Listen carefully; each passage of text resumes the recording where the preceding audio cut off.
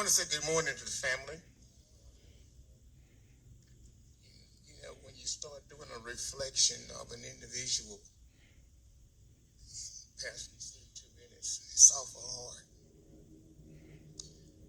As I've listened to you talking about George and I are cousins. I'm originally from Arkansas. My name is Henry Hale. My father was raised by Uncle Willie and Nadine. They called him brother. And we would venture back to Louisville to visit my grandmother. And then we would stay there maybe about 2 minutes, visit Mama Annie. And then we would take this trail from our house to Aunt Dean's house, where there was two brothers, Eddie and George. Now, Willie Dean, Diane, and Carl was a little bit older. So there was just those boys there, the reflection. And we had a great time together growing up. And from that time, from after George finished high school and Eddie finished high school and went to college and come back, we still had that visitation, not as cousins, but seemed like as brothers. George and I spent at least once a month, 2 hours on the phone, just talking and talking and talking. And my wife would walk in and say, "You on the phone?" I said, "Yes." "Who, George?" "Okay, that's it. She gone back." We spend those 2 hours just reflection about things that had happened and talking about our kids and everything. And his heart was always on Marissa, that granddaughter. How he felt about and how proud he was and all those things there. So all of a sudden here, we're getting ready to send out Christmas cards. No phone call. And I got a phone call and said that he was in the hospital, and the next thing said that he had passed.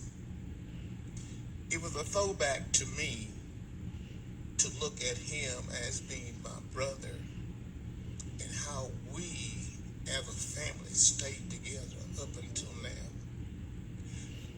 Each time that he and Diane got ready to come back to Arkansas, he'll call me a day ahead of time saying, "We'll be there on this particular day." He knew that I was going to drive down and we was going to be there and we were going to reflect back and forth over the thing.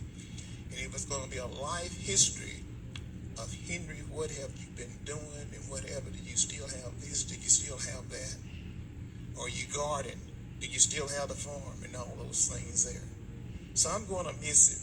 And one of the most important things I found out, I felt like I could be a very well-dressed individual this afternoon coming here, but I left my cowboy boots at home.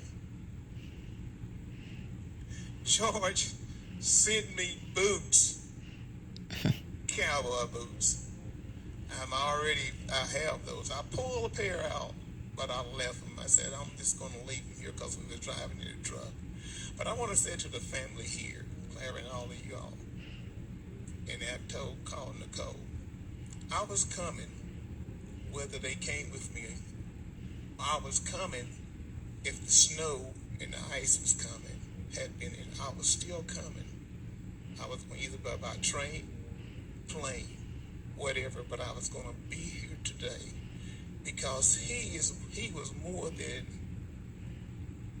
a friend, a cousin. He was more like my brother, and he treated me that same way.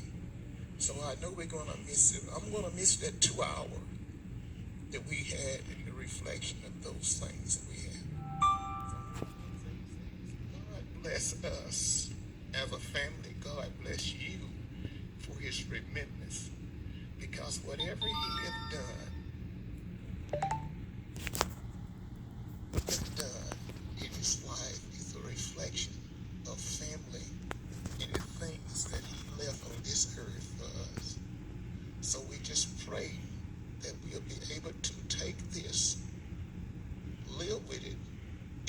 Our hearts are bleeding. Our hearts are hurting. But yet the most important thing is that George lived a life and his legacy will go on as long as we let it be. So in our hearts, I pray to you all this afternoon, let's remember him as George and what he stood for. And bless our family. Thank you.